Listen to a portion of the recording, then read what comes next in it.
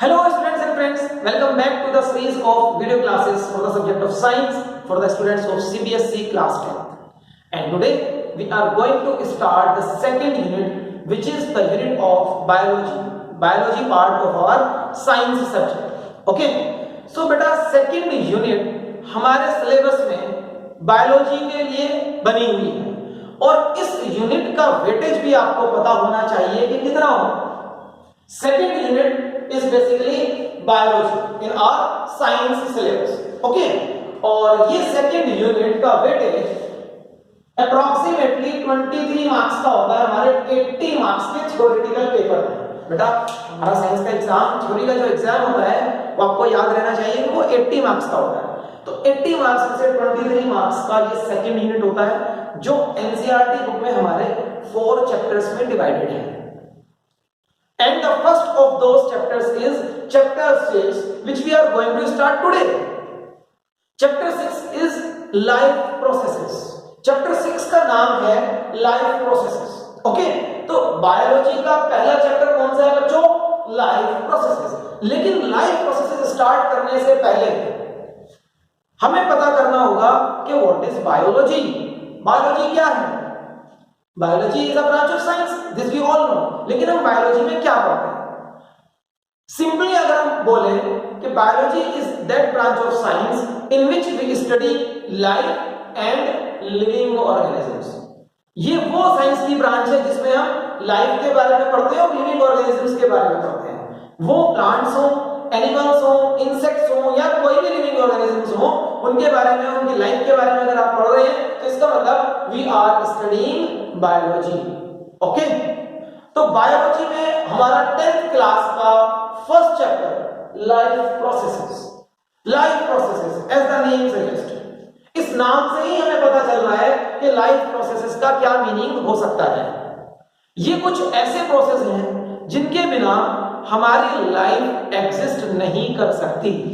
Yes my dear students, वो सारे processes जिनके बिना हम जिंदा नहीं रह सकते वही लाइफ प्रोसेसेस कहलाते हैं और वैसे ही प्रोसेसेस आपको इस चैप्टर में पढ़ाए जाएंगे। ओके, लेकिन आज की ये first class of this chapter सिर्फ एक इंट्रोडक्टरी क्लास होगी इस चैप्टर में। बेटा ये एक लेंथी चैप्टर है हमारे सिलेबस का और इस चैप्टर में 4 डिफरेंट पार्ट्स हैं, तो हम एक एक पार्ट करके आगे बढ़ते चले जाएंगे और ये चैप्टर भी कंप्लीट हो जाएगा। ओके, लेकिन आज हमें सिर्फ इस चैप्टर का एक इंट्रोडक्शन करना है जिससे कि हमें समझ में आ जाए कि आखिर इस चैप्टर में हमें क्या क्या चीजें पढ़नी होंगी और किन चीजों को हमें डिटेल से देखना होगा। तो माय डियर स्टूडेंट्स, हम स्टार्ट करते हैं introduction for this chapter life processes.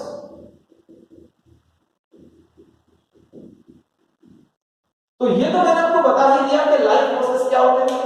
वो सारे प्रोसेस जिनके बिना हम जिंदा नहीं रह सकते, जिनका बिना कोई भी लिविंग ऑर्गेनिज्म जिंदा नहीं रह सकता, वो लाइफ प्रोसेसेस हो जाएंगे उसके लिए। ओके, तो अब जब हम बात कर रहे हैं जिंदा रहने की, तो मेरा क्वेश्चन आप लोगों से है कि how do we know that a given living organism is alive. हमें कैसे पता चलेगा कि एक ऑर्गेनिज्म अलाइव है? How do we know that a given organism is alive? कैसे पता चलेगा? Come on, you can think over it. You can pause the video and you can think over it and you can write down answers on a paper कि आप कैसे कैसे पता लगा सकते हैं कि कोई लिविंग ऑर्गेनिज्म अलाइव है या नहीं है। ओके, बट जब भी मैं आपके लिए क्वेश्चन पुट अप करता हूं ना, तो एक वीडियो क्लास का अटेंड करने का एक तरीका होता है बच्चों। इसको बहुत ज्यादा इंटरेक्टिव हम बना सकते हैं। वीडियो क्लासेस कभी बोरिंग क्लासेस नहीं होती। अगर मैंने आपसे क्वेश्चन पुट अप किया है तो आप उस क्वेश्चन को सुनने के बाद अपनी वीडियो को पॉज कीजिए थोड़ी देर के लिए, for less than a minute, 1 minute से ज्यादा नहीं। आप उन क्वेश्चन के आंसर सोचिए। उन क्वेश्चन के आंसर सोचने के बाद अच्छा होगा कि आप उनको एक पेपर पे लिख भी लें। ओके, नोट्स तो बनाते हैं ना साथ में, वीडियो क्लासेस के साथ में नोट्स बनाने पड़ेंगे आपको, तो आप उनको पेपर पे लिख लें और वीडियो को वापस लाइव करें और फिर आप अपने आंसर्स टैली करें। So this will make interesting. Okay, ये सारा प्रोसेस इंटरेस्टिंग हो जाएगा, हमारा पढ़ाई का इंटरेक्टिव हो जाएगा। This will make the process interesting. So अभी जो मेरा क्वेश्चन था, how do we know that a living organism is alive, hope आपने इसके कुछ आंसर्स सोचे। और बहुत सारे बच्चे आंसर्स करते हैं कि सर कोई ऑर्गेनिज्म अलाइव है या नहीं हम पता कर सकते हैं कि अगर वो मूव कर रहा है तो अलाइव है और नहीं कर रहा तो अलाइव नहीं है। मतलब मूवमेंट देखकर हम इस चीज के बारे में बताया जा सकता है कि वो अलाइव है या नहीं। ओके, ठीक है आपका आंसर, लेकिन इस आंसर में कुछ प्रॉब्लम है। What if that organism is asleep, अगर वो ऑर्गेनिज्म सो रहा हो और सोते में कोई मूवमेंट भी ना कर रहा हो, फिर आपको कैसे पता चलेगा कि वो ऑर्गेनिज्म अलाइव है या नहीं? अगर वो सो रहा है तो हम उसकी ब्रीदिंग को ऑब्जर्व कर लेंगे। अगर वो ब्रीदिंग कर रहा है then that is alive, otherwise that is not alive। Okay, ये भी ठीक आंसर है। लेकिन ऐसे भी लिविंग ऑर्गेनिजम्स होते हैं जो ब्रीदिंग में कोई साइन शो नहीं करते कि वेदर दे आर ब्रीदिंग और नॉट। फॉर एग्जांपल प्लांट्स की ब्रीदिंग का आपको पता नहीं चलेगा, तो आप कैसे बताएंगे कि प्लांट्स अलाइव है या अलाइव नहीं है? नाउ प्लांट्स के लिए कुछ स्टूडेंट्स कह सकते हैं कि सर प्लांट्स के लिए हम ये देख सकते हैं कि अगर प्लांट्स की लीव्स ग्रीन है, फ्रेश है, तो हम बोलेंगे कि वो अलाइव है। और अगर उसकी लीव्स ड्राई हो गई है, ब्राउन कलर की हो गई है, तो हम कह सकते हैं कि वो अलाइव नहीं है। चलो ये भी आपकी कुछ हद तक बात मान लेंगे, लेकिन ऐसे भी प्लांट्स होते हैं जिनकी लीव्स ग्रीन ही नहीं होती, उनकी दूसरे कलर की लीव्स होती हैं। ऐसे भी प्लांट्स होते हैं। फिर आप कैसे बताएंगे कि दैट प्लांट इज अलाइव और नॉट? ओके, उसके लिए एक दूसरा ऑप्शन है, हम ऑब्जर्व करेंगे कि उस प्लांट में कोई ग्रोथ होती है या नहीं होती। अगर ग्रोथ हो रही है, हाँ, इस ऑब्जर्वेशन को करने के लिए कुछ टाइम लगेगा, बट अगर ग्रोथ हो रही है तो that is alive, otherwise that is not alive. But यहां पर भी एक प्रॉब्लम है, इस ऑब्जर्वेशन में भी एक प्रॉब्लम है। क्या है वो प्रॉब्लम? वो ये प्रॉब्लम है कि ग्रोथ भी एक मूवमेंट पर आकर रुक जाती है ऑर्गेनिजम्स की। कुछ ऑर्गेनिजम्स की ग्रोथ एक मूवमेंट पर आकर रुक जाती है और उसके बाद वो अलाइव रहते हैं। ओके, जैसे ह्यूमन बीइंग्स में अडल्ट होते हैं, अडल्ट होने के बाद ग्रोथ तो रुक जाएगी, अब उसको और लंबा या और चौड़ा तो होना नहीं है, ठीक है? तो अब ग्रोथ को देखकर भी पक्का आंसर नहीं मिलेगा कि वेदर दैट इज अलाइव और नॉट। सो इट मींस इन सभी ऑप्शंस में कुछ ना कुछ तो गड़बड़ है। ये सारे ऑप्शंस हमारे लिए विजिबल है ना, ये विजिबल है तभी तो हम इनको नोट कर पा रहे हैं, ये हमारे लिए विजिबल है। सो ये सारे के सारे ऑप्शंस सफिशिएंट नहीं है, ये सफिशिएंट कैटेगरीज, ये सफिशिएंट कैरेक्टरिस्टिक नहीं है to prove that whether a given living organism is alive or not।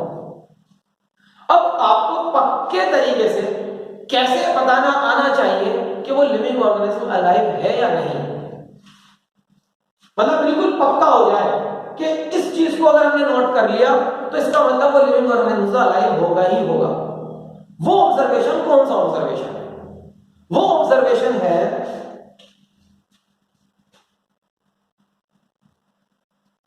Molecular movement, या जिसे आप कह सकते हैं movement at molecular level. Movement at molecular level, yes my dear students, because living organisms की body molecule से बनी है अल्टीमेटली, ठीक है? तो अगर उस लिविंग ऑर्गेनिज्म के मॉलिक्यूल्स मूवमेंट शो कर रहे हैं और ये मूवमेंट हमारी नेकेड आई को विजिबल नहीं होता, not visible to naked eye, ये मूवमेंट हमारी नेकेड आईज को विजिबल नहीं होता। इसको देखने के लिए we can make use of powerful microscopes. Powerful microscope से हम मॉलिक्यूलर मूवमेंट देख सकते हैं। ओके, तो अगर किसी ऑर्गेनिज्म के अंदर मॉलिक्यूलर लेवल पर मूवमेंट हो रहा है, मतलब उसके मॉलिक्यूल्स मूव कर रहे हैं, मोशन शो कर रहे हैं, तो हम कह सकते हैं कि दैट ऑर्गेनिज्म इज अलाइव। फिर हम कह सकते हैं that organism is alive. Okay, ये चीज है जो शो करेगी कि हाँ ऑर्गेनिज्म अलाइव है या नहीं। अगर मॉलिक्यूलर मूवमेंट नहीं हो रहा, बिल्कुल नहीं हो रहा, तो फिर हम कह सकते हैं कि that organism is not alive, उसकी डेथ हो चुकी है, that is dead now. Okay, तो ये तो हमारा क्वेश्चन हुआ कि how do we know that a given organism is alive, और कैसे पता करोगे? मॉलिक्यूलर मूवमेंट देखकर पक्का पता कर लोगे कि वो अलाइव है या नहीं। ओके, जब इन चीजों से पता ना हो रहा हो तो मॉलिक्यूलर मूवमेंट उसका नोट करो कैसे भी करके। अगर मॉलिक्यूलर मूवमेंट हो रहा है तो फिर वो अलाइव है, अदरवाइज वो अलाइव नहीं है।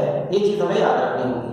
ओके, अब इसके बाद एक चीज और हमें समझनी पड़ेगी कि जितने भी लिविंग ऑर्गेनिजम्स होते हैं उनके पास एक वेल ऑर्गेनाइज्ड बॉडी स्ट्रक्चर होता है। क्या होता है? वेल ऑर्गेनाइज्ड बॉडी स्ट्रक्चर होता है।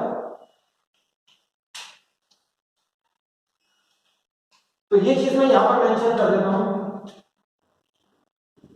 Living organisms have a well defined या वेल ऑर्गेनाइज्ड body structure,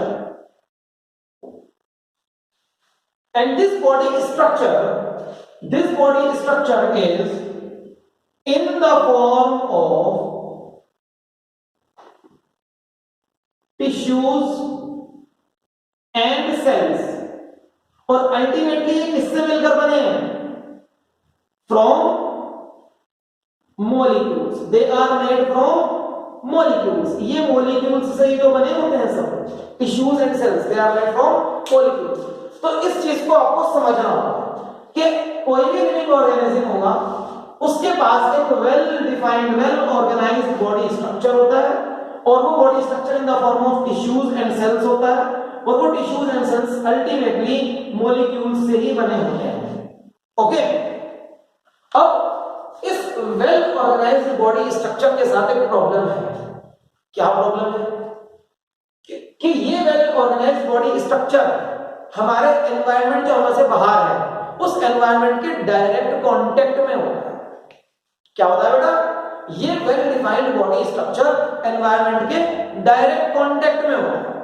किस तरह से होता है बेटा? अगर आपने यहां से कुछ कॉपी करना है तो please copy it down, because I am going to rub this side of the board. Okay, हाँ तो स्टूडेंट्स, हम बात कर रहे थे कि ऑर्गेनिजम्स के पास एक वेल ऑर्गेनाइज्ड बॉडी स्ट्रक्चर होता है in the form of tissues and cells, और वो सारे टिश्यूज एंड सेल्स बने होते हैं मॉलिक्यूल्स से। लेकिन इस वेल ऑर्गेनाइज्ड बॉडी स्ट्रक्चर के साथ एक प्रॉब्लम है। क्या प्रॉब्लम?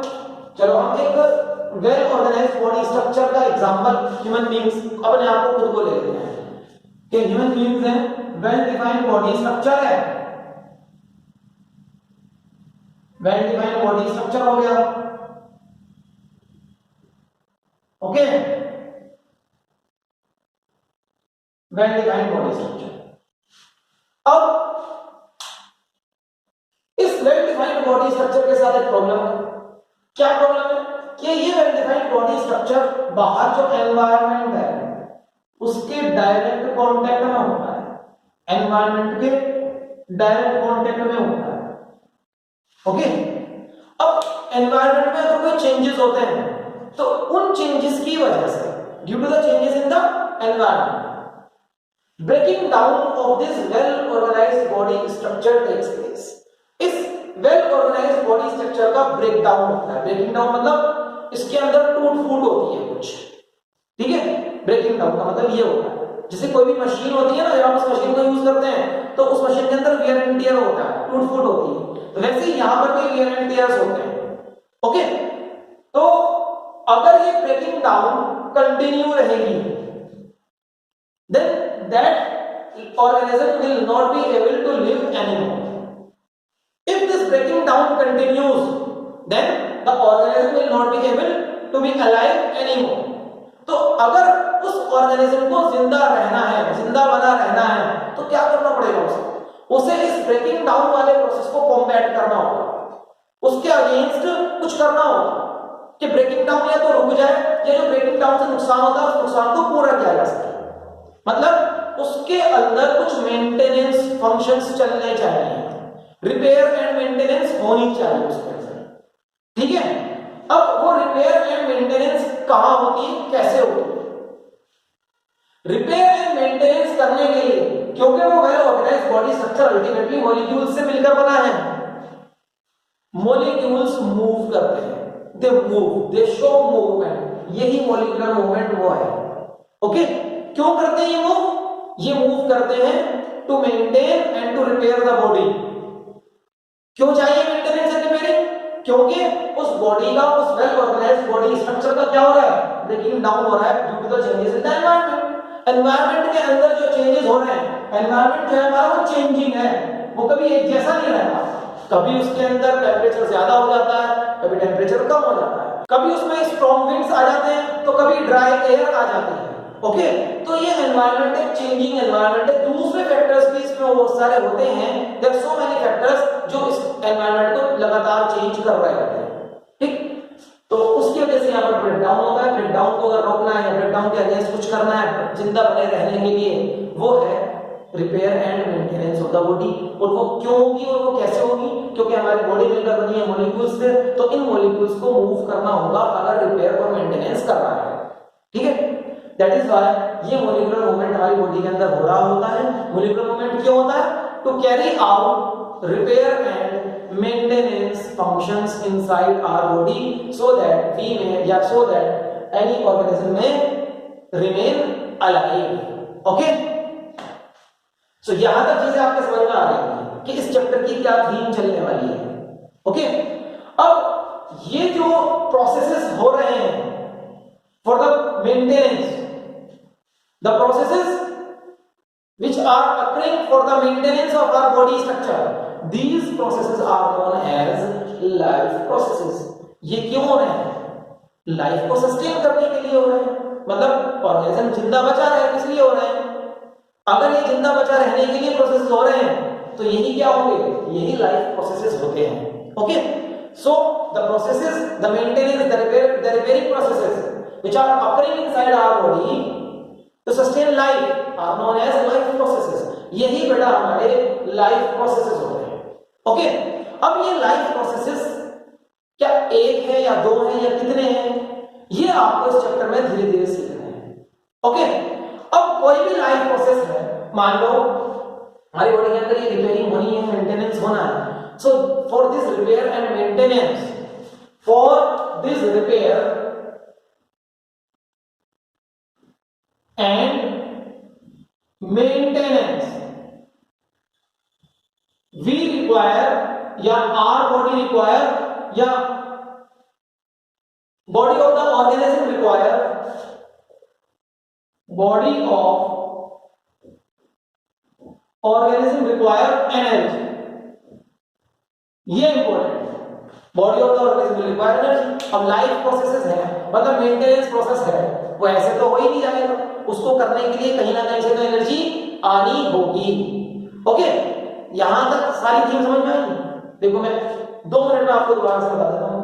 सबसे पहली चीज कि वो कौन सा इंपॉर्टेंट कैरेक्टरिस्टिक है जिससे आपको पता चल ही जाएगा कि लाइफ है या नहीं, वो है मॉलिक्यूलर मूवमेंट। ओके, मतलब मॉलिक्यूल के लेवल पर मूवमेंट। अब कोई भी लिविंग ऑर्गेनिज्म है वो एक वेल ऑर्गेनाइज्ड बॉडी स्ट्रक्चर रखता है जो टिश्यूज और सेल्स से मिलकर बना हुआ है। हमारे अंदर सब टिश्यूज एंड सेल्स ही तो हैं और अल्टीमेटली वो सब कुछ मॉलिक्यूल से मिलकर बने हुए हैं।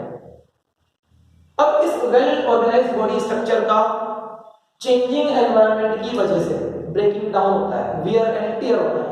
अगर ये वियर एंड टियर होता रहा, ये ब्रेकिंग डाउन प्रोसेस होता रहा, तो ये वेल ऑर्गेनाइज्ड बॉडी स्ट्रक्चर जिंदा नहीं रह पाएगा, ये किसी दिन मर जाएगा। अगर इसे जिंदा बना रहना है तो उस ब्रेकिंग डाउन को कॉम्बैट करना होगा, ठीक है।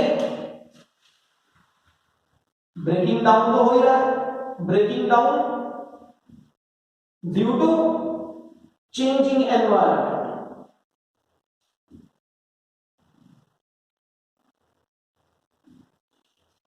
अब इसको रोकने के लिए मेंटेनेंस चाहिए, मेंटेनेंस एंड रिपेयर चाहिए। वो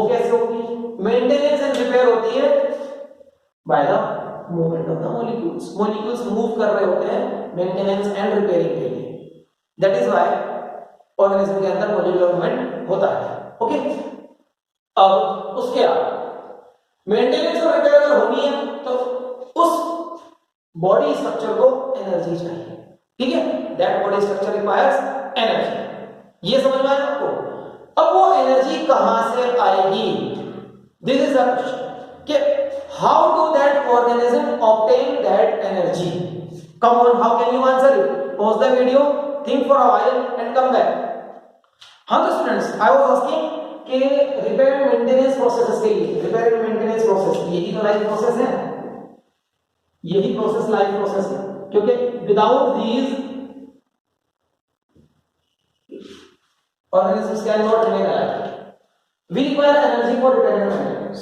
Okay, अब ये एनर्जी कहां से आएगी?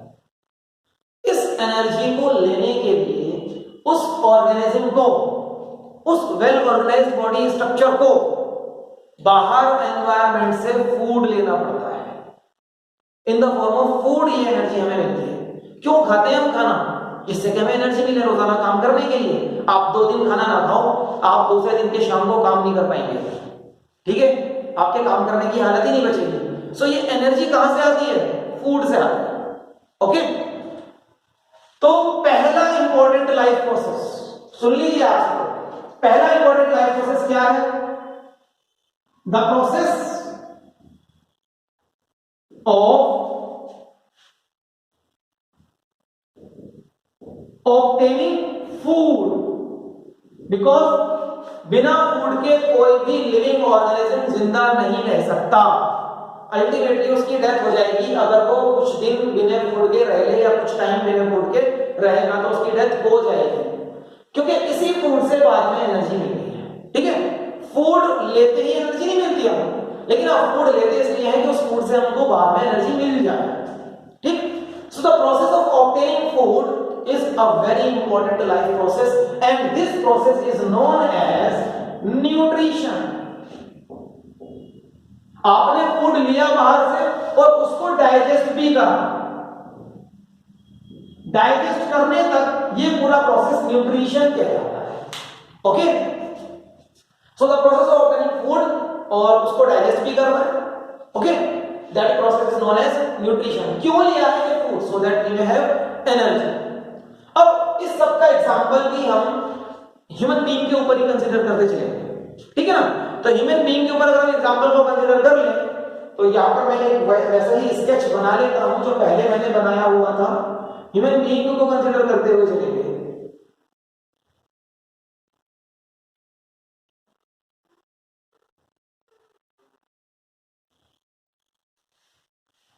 तो जैसे ही हम फूड लेते हैं थ्रू आवर माउथ, वो जाता है हमारे स्टमक में, हमारी इंटेस्टाइन्स में।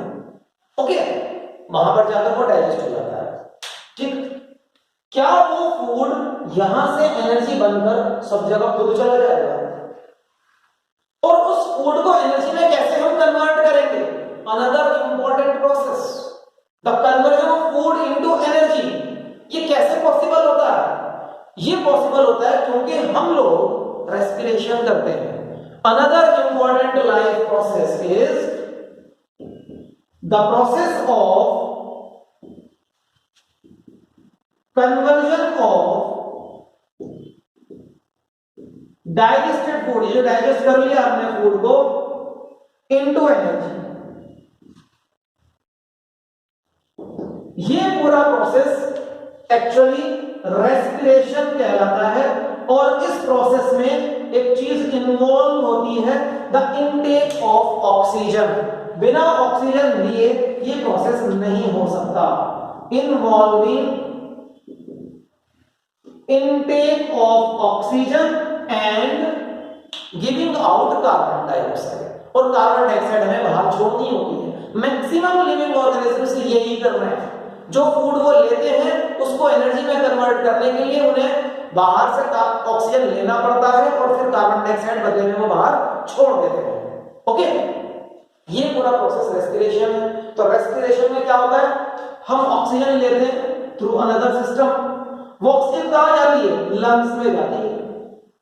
ठीक है, वो ऑक्सीजन लंग्स में जाती है, फिर लंग्स से उस ऑक्सीजन के साथ फूड ऑक्सीडाइज होकर, ऑक्सीजन के साथ किसी भी चीज का रिएक्शन करें उसको बोलते हैं ऑक्सीडेशन, वो फूड जो डाइजेस्टेड फूड है ऑक्सीडाइज होकर एनर्जी बनाता है, एनर्जी में कन्वर्ट हो जाता है, और वो एनर्जी जो एनर्जी यहाँ पर रिक्वायर्ड है for the maintenance and repair, जो ब्रेकिंग डाउन चल रही थी ना वियर एंड टियर बॉडी के अंदर, उसके अगेंस्ट हमें रिपेयर एंड मेंटेनेंस करनी थी, उसके लिए एनर्जी रिक्वायर्ड थी वो यहां से मिलेगी। तो रेस्पिरेशन भी क्या हुआ, वेरी इंपॉर्टेंट लाइफ प्रोसेस। अगर आप रेस्पिरेशन ना करो, कुछ देर के लिए ऑक्सीजन ना लो बॉडी के अंदर, डेथ हो जाती है, कुछ ही देर डेथ हो जाती है। Okay, so this is very very important life process respiration.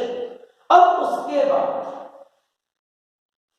जो फूड डाइजेस्टेड फूड यहां पर है और वो एनर्जी में कन्वर्ट हो रहा है, वो कैसे हो रहा है, ऑक्सीजन के साथ रिएक्शन करने के बाद वो ऑक्सीजन तो सिर्फ लंग्स तक आई थी, उस ऑक्सीजन को फूड के पास कैसे लेकर जाओगे, और उस फूड से जो एनर्जी बनी है या डाइजेस्टेड फूड को हर बॉडी पार्ट के पास कैसे लेकर जाओगे, सो दैट सारे बॉडी पार्ट्स के पास एनर्जी आ सके।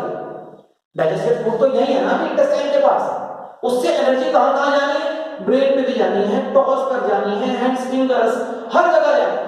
ओके, तो इसका मतलब क्या है कि हमारी बॉडी के अंदर फूड और oxygen, food which is digested food और ऑक्सीजन, इनका ट्रांसपोर्टेशन बहुत जरूरी है, अदरवाइज सारे बॉडी पार्ट्स को एनर्जी नहीं मिलेगी।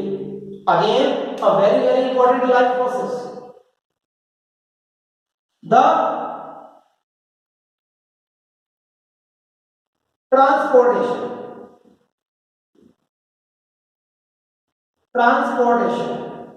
of food and energy from one part of the body to the others। ये प्रोसेस बहुत इंपॉर्टेंट प्रोसेस है और प्रोसेस का खुद का नाम ट्रांसपोर्टेशन ही है। तो again a very important process which is transportation in our body.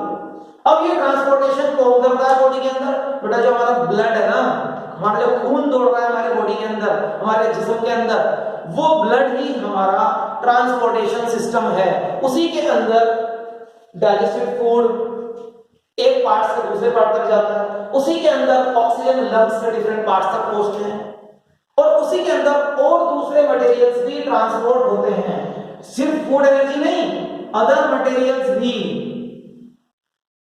इसी के अंदर ट्रांसपोर्ट होते हैं। So the movement of the food and energy and other materials from one part of the body to the others is known as transportation. Again, it is very important process. तो ये भी life processes की category में ही आने वाला है। Okay, अब इस सब के बाद हमने खाना खाया, उसको डाइजेस्ट कर लिया, हमने ऑक्सीजन लेकर उस खाने को ऑक्सीडाइज कर लिया और एनर्जी भी बना ली। लेकिन जब आप उस खाने से एनर्जी बना रहे थे अपनी बॉडी के अंदर, जब एक ऑर्गेनिज्म अपनी बॉडी के अंदर फूड को एनर्जी में कन्वर्ट कर रहा होता है, तो कुछ बाय प्रोडक्ट्स भी बनते हैं, और वो बाय प्रोडक्ट्स हार्मफुल भी हो सकते हैं और वेस्ट तो होंगे ही। ठीक है, तो there are some harmful and waste by products of these functions। Okay, इनके कुछ हार्मफुल और वेस्ट बाय प्रोडक्ट्स होते हैं।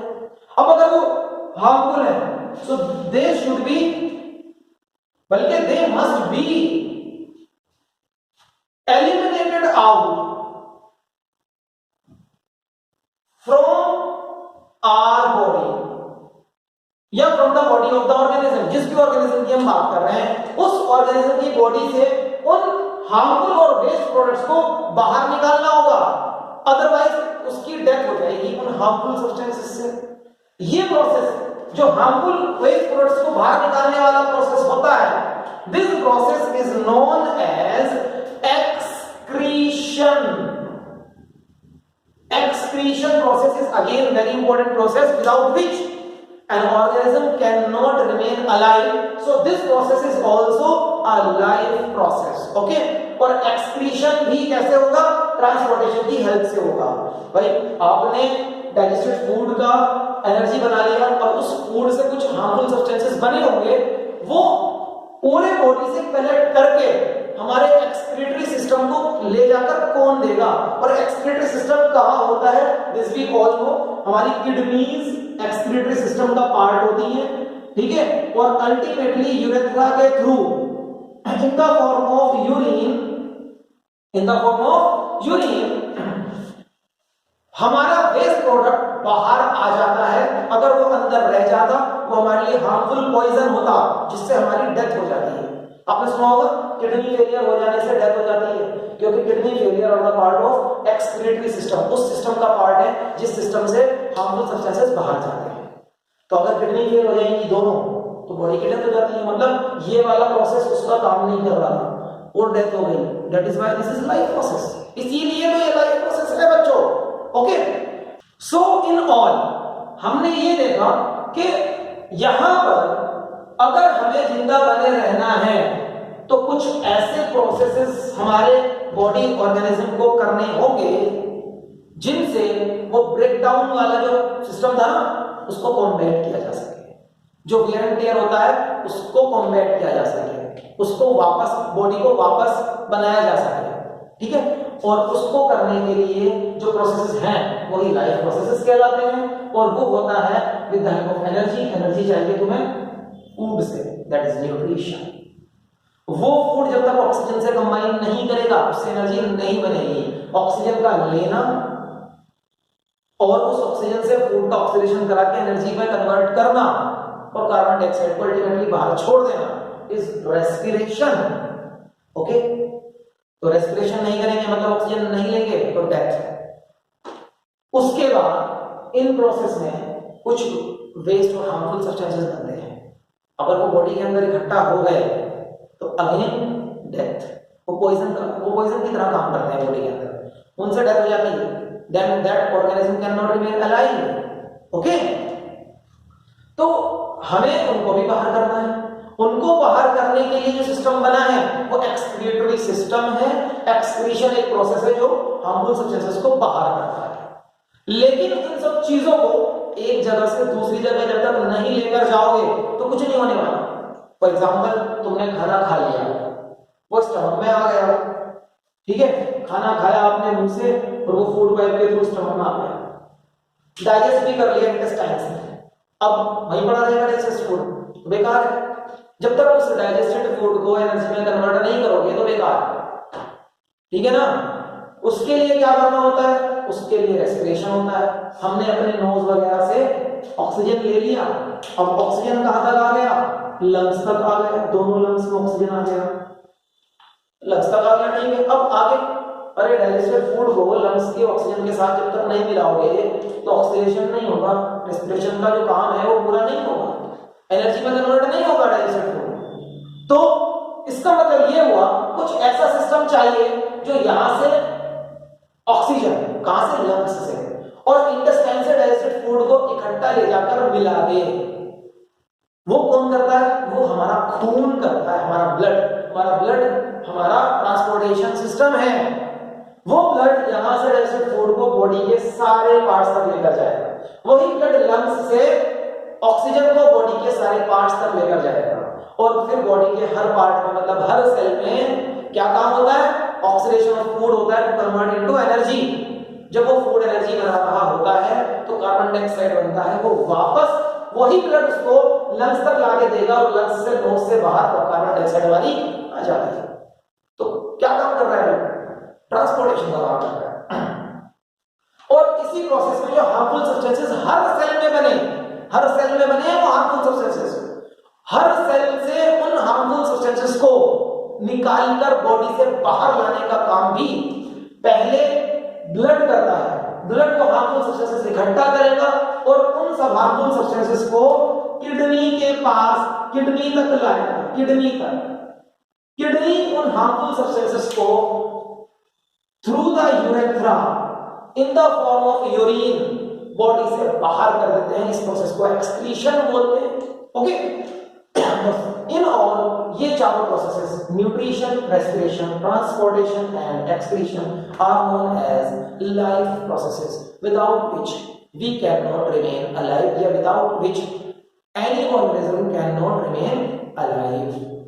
और इस चैप्टर में हमें वन बाय वन यही चारों हेडिंग करनी होंगी। So from the next class forward, आज हमारी सिर्फ इंट्रोडक्टरी क्लास थी बच्चों, तो बच्चों आज के इंट्रोडक्शन से आपको समझ आया होगा कि ये सारे लाइफ प्रोसेसेस इंडिविजुअली काम नहीं कर रहे हैं, ये कहीं ना कहीं एक दूसरे से लिंक्ड है। या तो एक प्रोसेस पूरा होने के बाद दूसरे की रिक्वायरमेंट है, या दो प्रोसेस एक साथ कोई काम करते हैं, इस तरह से लिंक्ड है। ओके, और बिना इन लाइफ प्रोसेसेस के कोई भी लिविंग ऑर्गेनिज्म जिंदा नहीं रह सकता। तो आज की इस इंट्रोडक्टरी क्लास में हमें पता चल गया कि किस तरह से लाइफ प्रोसेसेस हमारे लिए एसेंशियल है, जरूरी है। ओके, और आगे की क्लास में, नेक्स्ट क्लास में हमारी हेडिंग होगी न्यूट्रिशन।